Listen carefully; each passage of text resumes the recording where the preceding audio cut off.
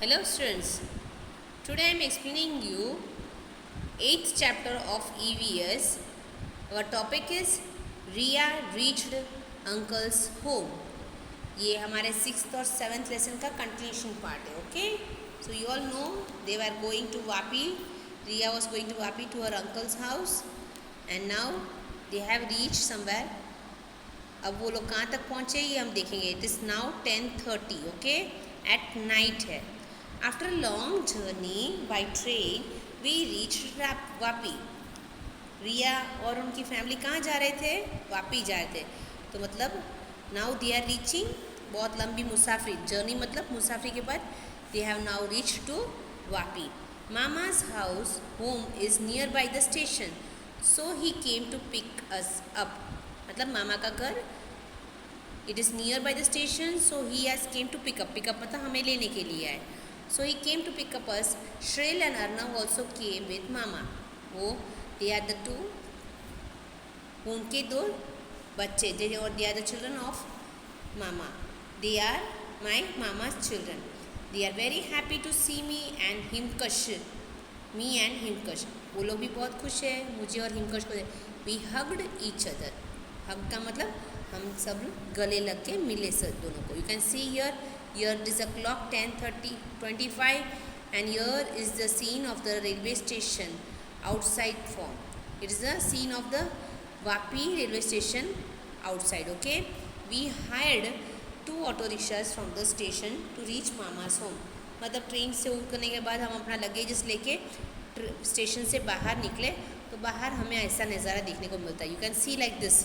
Rickshaws होते हैं, autos होते हैं, मतलब पैसेंजर्स को मतलब उनके घर तक पहुंचने के लिए. किसी की प्राइवेट व्हीकल है तो खुद अपने प्राइवेट व्हीकल में जाता है, नहीं है तो रिक्शा हायर करता है.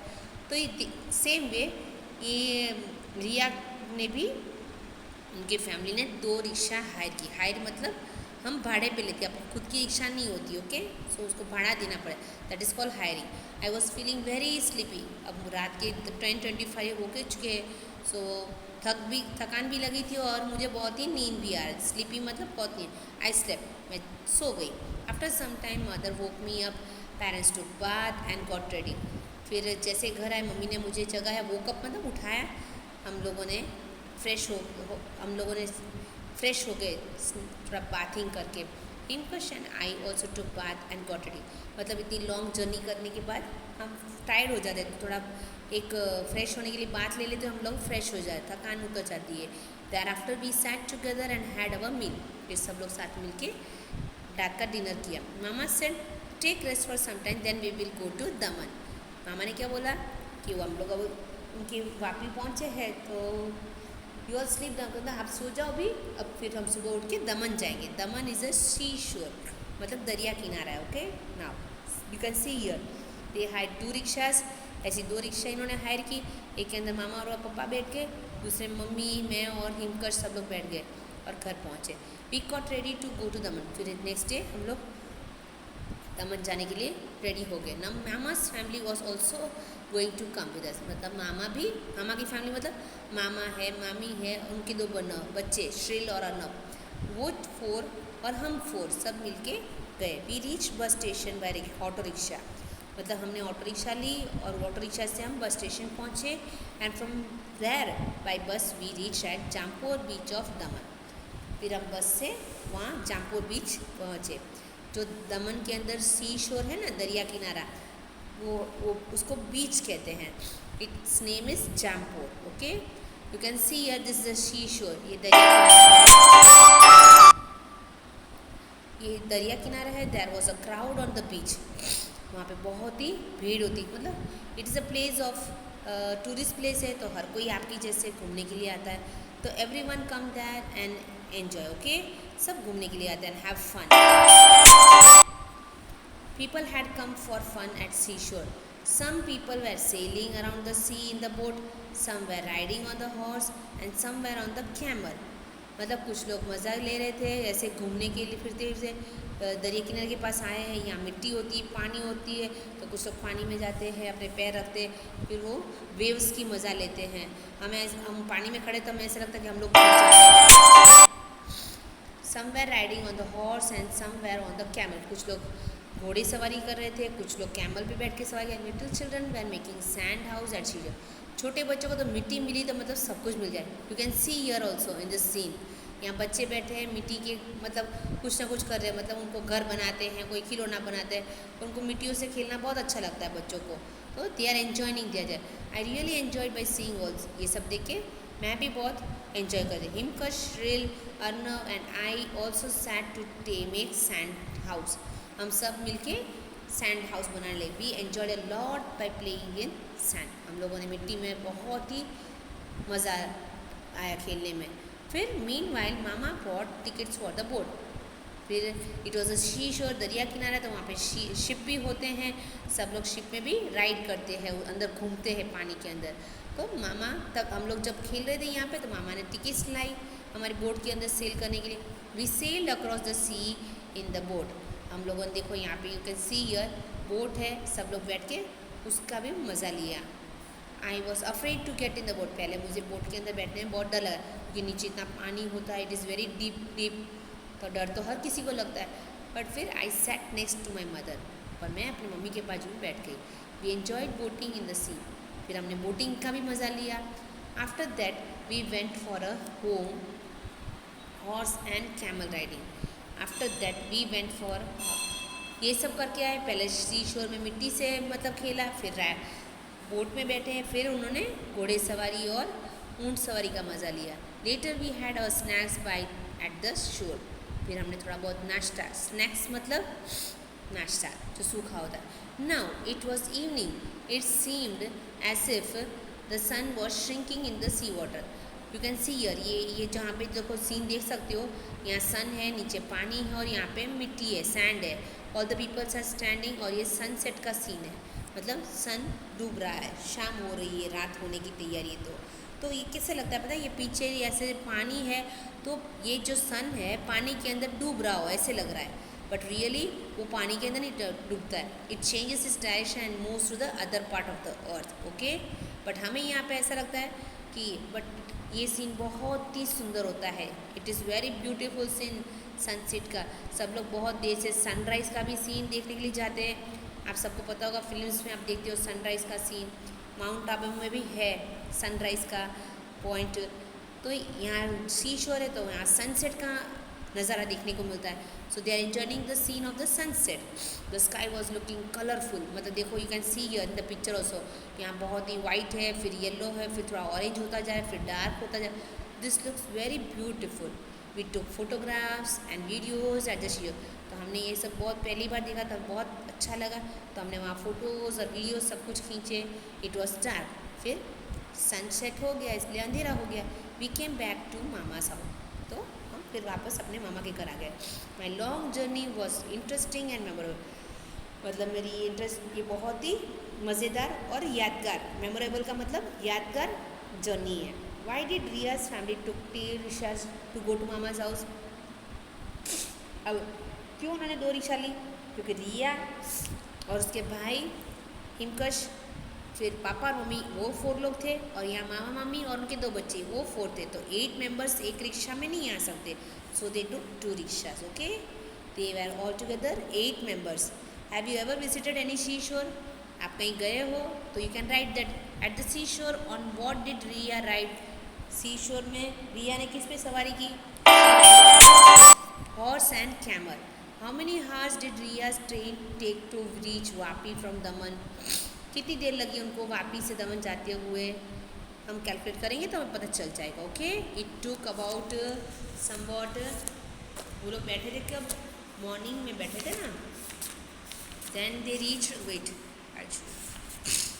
It took somewhat 13 hours and 10 minutes to travel. Name the vehicles in which we need to buy tickets to travel. सभी व्हीकल्स में हमें टिकट्स लेनी ही पड़ती है। ओके, जैसे बस में जाओ, आप टैक्सी में जाओ, रिक्शा में जाओ, train, plane, okay, you have to take tickets. Sometimes at some places we need to buy take entry ticket, think and write of sir. कुछ कुछ जगह पे हम एंट्री टिकट्स लेते हैं, है ना, वाई, अगर हम जू जाते हैं, थिएटर जाते हैं, मैजिक शो देखने के लिए जाते हैं, कोई मूवी देखने जाते हैं, ओके, कोई एग्जीबिशन देखने जाते हैं, there we are taking entry tickets. क्योंकि हम लोग जहाँ पे भी कोई भी चीज़ यूज़ कर रहे हैं, this all are public places, तो वहाँ सफाई है, वहाँ वो सब मेंटेन करना, इलेक्ट्रिसिटी यूज़ होती है, सो उन सब का मतलब खर्च बैलेंस करने के लिए हर जगह पे हमें टिकट्स लेनी पड़ती है। पब्लिक ट्रांसपोर्ट जो बस है, ट्रेन है, वो प्लेन है, जो फ्लाइट्स है, उनके लिए क्यों भाड़ा लेना पड़ता है? एक तो देखो वो सभी फ्यूल से ही चलते हैं, कोई ना कोई डीजल, पेट्रोल, गैस से, ओके, और वो सब हमें फैसिलिटीज़ प्रोवाइड करते हैं, तो जैसी फैसिलिटीज़ प्रोवाइड की जाती उसके हिसाब से वहाँ पे भाड़ा लगता है। So to maintain all the expense, ये सब खर्चे जो होते हैं उन सबको बैलेंस करना पड़ता है। ड्राइवर की भी सैलरी देनी पड़ती है, कंडक्टर्स जो होते हैं, प्लेन के अंदर जो सब लोग होते हैं, पायलट्स, उन सब की सैलरी पे करनी है, तो ये सब मैनेज करने के लिए हमसे वो लोग भाड़ा लेते हैं, और उस भाड़े से सफाई भी होती है और इन सब का काम भी हो जाता है। Find the information given below from the ticket. You can see your train number, date of the journey, coach and seat number, fare of ticket, distance, how many people travel. You can see this is a ticket, ये ticket है, okay. Ticket के अंदर सब कुछ आपको देखने को मिल सकता है। You can see here luck PNR number, that is personal number of the registration, okay, passengers number, registration number, number of the train, फिर यहाँ देख सकते किस डेट को ट्रैवलिंग कर रहा है, कितना किलोमीटर, कहाँ से कहाँ तक आपका, अगर you are going from Ahmedabad to Bangalore, okay, तो वहाँ तक का कितना किलोमीटर हो रहा है, तो वो किलोमीटर भी यहाँ पे लिखा है, कितने अडल्ट, कितने चाइल्ड, अडल्ट मतलब बड़े कितने हैं और बच्चे कितने हैं, अडल्ट मतलब मम्मी पापा जैसे, और चाइल्ड मतलब आप लोग जैसे, ओके। फिर जर्नी कम रिजर्वेशन, मतलब रिजर्वेशन की हुई है, फिर यहाँ पे ट्रेन का नाम होता है, बांद्रा टर्मिनल, रतलाम जंक्शन, मतलब ये बांद्रा टर्मिनल नेम का नाम है, ट्रेन का नाम है, फिर रतलाम जंक्शन मतलब आपको रतलाम जंक्शन से आप लोग स्टार्ट करने वाले हो।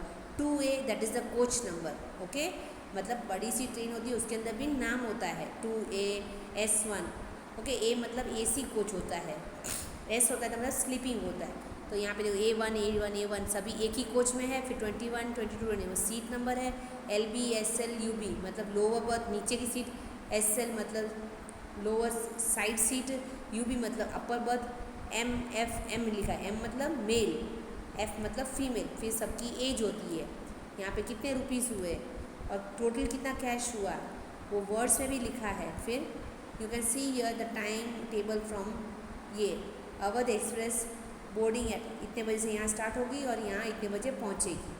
All this thing is return in this ticket के अंदर सब कुछ इन्फॉर्मेशन आपको, तो यहाँ पे आपको क्या बोला है, what is the train number, तो ट्रेन का नंबर क्या है, यू कैन सी ट्रेन का 9037। फिर डेट ऑफ द जर्नी मतलब किस दिन को डेट है, तो यहाँ आपको डेट लिखिए 24/12/2018। फिर है coach and seat number, coach मतलब ये 2A, A1 ऐसा लिखा, दैट इज़ कॉल्ड कोच, और सीट नंबर क्या है 21, 22, 23, ओके। फिर you can see here fair of ticket, fair मतलब कितना भाड़ा हुआ, that is here you can C 2578, that is the fair of the ticket. फिर क्या लिखा है, डिस्टेंस इन किलोमीटर, तो यहाँ किलोमीटर लिखा है, दैट इज़ कॉल्ड डिस्टेंस, कितना किलोमीटर ट्रेन ट्रैवल करने आप क्या डाल, that is 643। How many people travel, कितने लोग ट्रैवलिंग कर रहे हैं, 1, 2 एंड 3, तो 3 लिखा है। The ticket is how for how many man and women, कितने मैन है और वुमेन कितने, मतलब M मतलब male, that is man, F मतलब वुमेन फीमेल, ओके, तो 2 मैन है और 1 फीमेल है। So this is all the information given in the train tickets. तो बाद में क्या पूछा गया है, what other information do you get from the ticket, आपको और कौन कौन सी मिलती है, एक PNR number, that is your personal passenger number होता है, ओके, वो आप उसी से पता चल जाता है कौन है।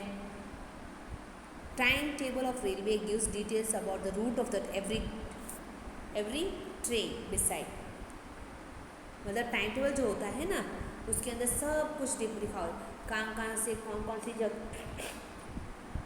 कौन सी जगह से ट्रेन जाने वाली, देखो यहाँ पे लिखा है, ये भूज से स्टार्ट हुई थी ट्रेन और फिर भूज से फिर अंजार गई, कौन सी स्टेशन जाएगी ना, all this thing is written here. Anjar के बाद अलीपुर जाएगी, गांधीधाम, भचाऊ, सामखियाड़ी, मालिया मैयाना, हलवाड़ा, धांगरा, विरमगाम, अहमदाबाद, नडियाद, ये सभी स्टेशन है, इतने सारे स्टेशन से निकल के फिर देखो नव सूरत, नवसारी, वलसाड़, वापी, फिर लास्ट में जाके वापी आया, अराइवल मतलब यहाँ इस स्टेशन पे कितने बजे रुकेगी, कितने बजे वो डिपार्ट होगी, निकलेगी, कितने मिनट तक कॉल करेगा, वहाँ तक का कितना डिस्टेंस हुआ, उसके लिए कितने दिन होंगे, ये सब कुछ। फिर ये देखो सेकेंड डे है, इतना किलोमीटर हुआ, इतने बजे पहुँचेगी और इतना बजे वो स्टार्ट भी हो जाएगी।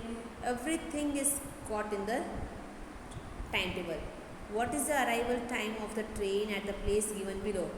क्योंकि देखिए हमें गांधीधाम का अराइवल मतलब गांधीधाम से कब निकली गाड़ी, इस टाइम टेबल देख सकते 20:55। फिर आपको अहमदाबाद दिया गया है, यू कैन सी कहाँ अहमदाबाद कितने बजे पहुँचेगा, सूरत कितने बजे, तो अहमदाबाद के टाइम क्या टाइम लिखा हुआ है इस 2:35।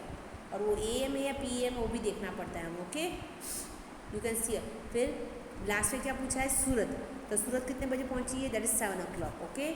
Now circle the stations in the table which are mentioned in Riya's diary। हमें कौन कौन से स्टेशंस देखने को मिले थे, उसने गांधीधाम लिखा था, फिर सामखियाड़ी देखा था, अहमदाबाद आई था, फिर नडियाद, वडोदरा, वलसाड़, फिर Vapi, okay all this thing. What is the distance that the train travel from Bhuj to Gandhidham. तो भूज से लेके गांधीधाम कितना हुआ distance, you can see here Bhuj से लेके यहाँ का एक डिस्टेंस है, ओके गांधीधाम तक मतलब 58 किलोमीटर्स हुए, okay. The next is on which day of the journey did the train reach Vapi. Vapi किस दिन रीच गई, तो ये फर्स्ट डे हमारी भूज से निकली थी, okay that is the first day. और गाड़ी पहुंची सेकेंड डे वापी को, okay so it was the second day. Fiona then on Fiona got off the train. After that, how many hours Riya took to reach Vapi? फिर आपका Fiona किस station पहुंच उतरी थी, वहाँ से लेके वापी तक के किलोमीटर्स कैलकुलेट करेंगे तो पता चल जाएगा, okay. How many kilometers did Fiona and Riya travel together, कितने किलोमीटर्स। तो फियोना कौन से स्टेशन में उतरी थी, नडियाद ना, तो वहाँ तक के मतलब जो भी जहाँ उतरी थी वहाँ तक का स्टार्टिंग से लेके कैलकुलेट देख लो तो आपको पता चल जाएगा। हमने would you like to write a diary, कि आपको डायरी लिखना अच्छा लगेगा, किसी को अच्छा लगता है किसी को नहीं भी लिखता है, it depends upon the test. So this is your lesson. ये क्वेश्चंस इतने इंपॉर्टेंट नहीं है, your notes will be given, बस आपको सिर्फ जानने के लिए क्या क्या होता है। So this is your lesson explanation. So watch the video twice so you can know everything very well.